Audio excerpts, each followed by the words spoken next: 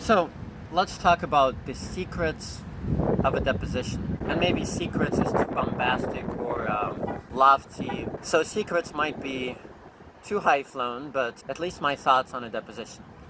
And of course, a deposition is just a process where people are giving witness testimony outside of court, but it's used for a court process or a potential court process, right? Very often it happens in like injury cases or litigations and so forth. Well, the secret is just being a good solid interpreter, but there are some quote-unquote tricks or things to keep in mind in a deposition. And the first thing, which is a non-brainer, but it's to actually book and get the deposition. Because if you never book the job, then you never get the chance to deliver your impressive and erudite and eloquent and elegant and precise and concise interpretation. So you have to book the job. And we can talk about sales tip in a different clip. But right now, let's talk about the process itself. So let's say you book it. I'm sure that many master interpreters know this. You ask for any data that you can gather, that you can glean, because it might be technical. Like I had a deposition recently, which was a very dentally involved deposition. And sure, I fared all right. I had to look up some terms on the fly, but I would have preferred to know them in advance. So if you can get this and be politely insistent about it, it's great. So let's say you booked a job, let's say you prepare it as much as you can, and if you can't, okay, fine, just always know that you can always do a good job interpreting a deposition just because you're a very solid and talented interpreter that you are. Comes the deposition day, you obviously want to have all the technical details in place. You obviously want to eliminate the interferences, like don't be interpreting in a setting like I am right now. This is good for videos, but it wouldn't be good for obvious reasons for a deposition. I'm in a public place, no headphones, there is wind, my phone is falling, and so on. Make sure your connection is good, obviously. And it's good to have an alternate option. Like, for example, it actually happened to me in my latest deposition, that to my horror, I realized I had been knocked out of the meeting room because somehow my internet provider had a glitch. So I just connected through my phone, and it wasn't ideal. I don't like doing it through my phone, but it worked just fine. So it's good to have alternate options, just like it's good to have a few pens and pencils, just like it's good to have a lot of paper handy. And just be in a quiet place and tell your kids or your spouse or whoever, your dogs, that you are going to be doing a deposition and you shouldn't be interrupted. These are obvious things, right? When I actually enter the deposition, obviously be sure you're not late. I don't usually come super early. I might even enter with like just 1 minute to go or 5 minutes to go, but obviously not late. And I like to establish what I call good control right away and establish communication, be proactive. And by doing that, you already establish your presence as an interpreter and somebody to be reckoned with and respected. So I won't wait to be asked usually, who are you? First of all, I usually, put Vladimir interpreter in the Zoom heading. But even beyond that, I'll just say, good morning. This is Vladimir. I'll be your Russian interpreter, your Spanish interpreter, whatever. And I'll introduce myself and I'll establish a few points of good control with all the parties. For example, I'll say something like, I have a request to all the councils or all the parties. Obviously, this is a no-brainer.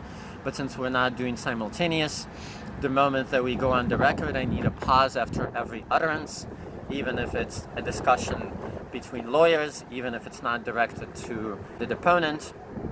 Why are they not called the pony? Maybe it would sound too much like a pony.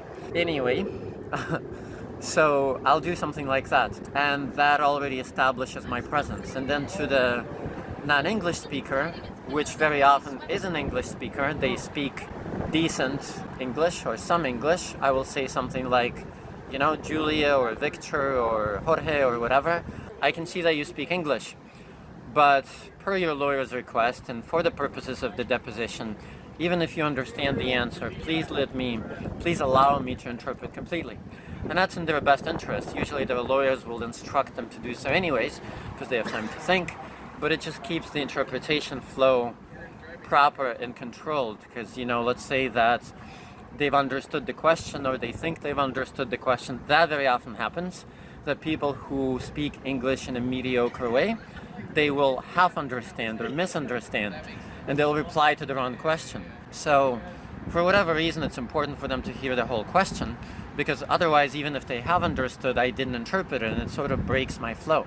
Or if they answer in English, and very often the lawyer will instruct them, please answer in Russian or in Spanish or whatever, but I will as well. But I also do that, just like I said, to establish good control, because it's very good to keep control of an interpretation setting. And then it begins. So obviously we're not talking here about like just interpretation skills, which we could go very deeply into, and maybe we'll do that another day. But what differentiates a deposition from other work? Not much, really, except it's all consecutive. It's very similar to just normal court work. You have to be crisp, you have to be concise. Meaning takes precedence over other things. I like to do slightly longer chunks, which is just my preference, because it gives me more maneuvering room, but not so long that you lose track, or that the other parties are basically starting to, in Russian we say count crows, like look around and doodle and just get bored. So, and that's just a good rule of thumb in any consecutive interpreting. So, but if you feel like the person is just starting to meander, jump in, and that's what I would do. Obviously, take notes to the extent and degree that you need to take notes. I usually go through several sheets of white paper in a deposition, and this is not a note-taking clip, but I only really write down factual information or lists. Like if the person will say, what are the names of your sons and daughters? If that's the question, I'll write it down. I've been playing and experimenting with not taking down dates recently, and it's worked out well for me, but that doesn't have to be your thing, because I just like trusting my mind. Let's see, what else? What is different in a deposition than in a normal quote-unquote job?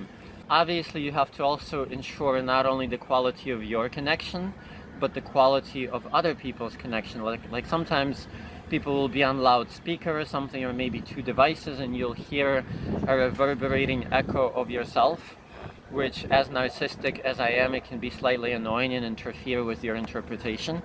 So you can voice this. You don't, if it really interferes with you, or if somebody is just unintelligible not because they're unintelligible, but because the connection is bad, obviously voice this. And control the other party's communication as well. Like if somebody is too fast for you, too long for you, which they shouldn't be, but if they are for that deposition, then obviously say it.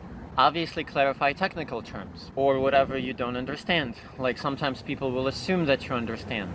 Some acronym was said in my latest deposition. I had no shame in saying from the interpreter, excuse me, could you define that term? That's important. It is also very important, and this actually happened to me in my last deposition, that if you ask for a clarification, you ask it in such a way that the person does not then go into a whole new story or an additional story.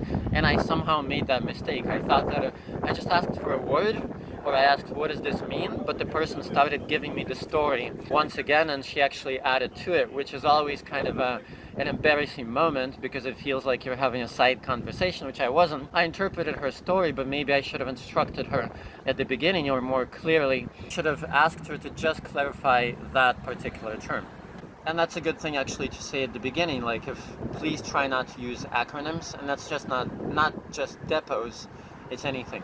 Unless these acronyms, I'm not talking about things like ASAP, but in all professions there is special jargon. So like this girl was either a cosmetologist or she was a dancer. I can't remember if she was a cosmetologist too, and she used some dancing acronym, and I had to clarify it, which was fine. Like we talked about in the chess clip, and if you haven't seen my chess clip, here's the first one, here's the second one, or vice versa. Your demeanor, your bearing is extremely important. Like if you fumbled, don't demonstrate it, don't go nervous, just fix it for the depo, or fix it later, or if it's insignificant, don't fix it. I leave that up to your judgment. And in the current modern day and age, very often depositions are done online. I always prefer in person. but very often they're done online. And so you have the luxury of also looking up a term as you go if you need to. And obviously it's good to prepare, like we already talked about, but like it happened to me in my dental deposition, I had to look up a few terms, and you can very quickly do that. Wikipedia is a good resource. Not that Wikipedia is always right, but most things will be in Wikipedia. Like, let's say you don't know how to say the word denture in your language, which would be good to know, but I actually don't know how to say it in Spanish. Well, all you do is you quickly type denture wiki, and then it gives you the page for denture, and you look it up. Very rarely Wikipedia will give a wrong answer, but for most things like this, or a dictionary of your choice. Like, I would actually have maybe a dictionary of my choice, especially for Spanish, which is my third language. For Russian, I don't usually need this. I wouldn't use dictionaries, bilingual dictionaries during a depot. But for Spanish, I might have a double language dictionary opened up on another tab in Google. What else? If there is a cute lawyer in a deposition, make sure you get her contact. I'm joking. No, obviously, like, be very professional, be very courteous. But people like personable people. Like, if there's a break, joke around, talk about the weather, talk about Russian or Spanish literature. Why not? Like, if you're off the record, it's always good. In California, they'll also ask for your registration or certification number, so it's good to have that handy. And obviously, court reporters are going off of your rendition, so you have to enunciate and pronunciate, which is not a word, really clearly, really lucidly. And sometimes don't use fancy words, which I like to use fancy words, but I think I said something like a jar or something of this sort in my recent deposition, and the court reporter was like, what? So keep that in mind as well. And obviously gauge the level of the non-English speaker too. Like, lawyers tend to be pretty erudite and educated people, so you don't have to tone down your vocabulary too much for lawyers, but the non-English speaking party may not be, so you might have to tone it down. That's something which actually recently, as of late, some court oaths or codes became more sensible, because in the past we would always be told to keep the register, right?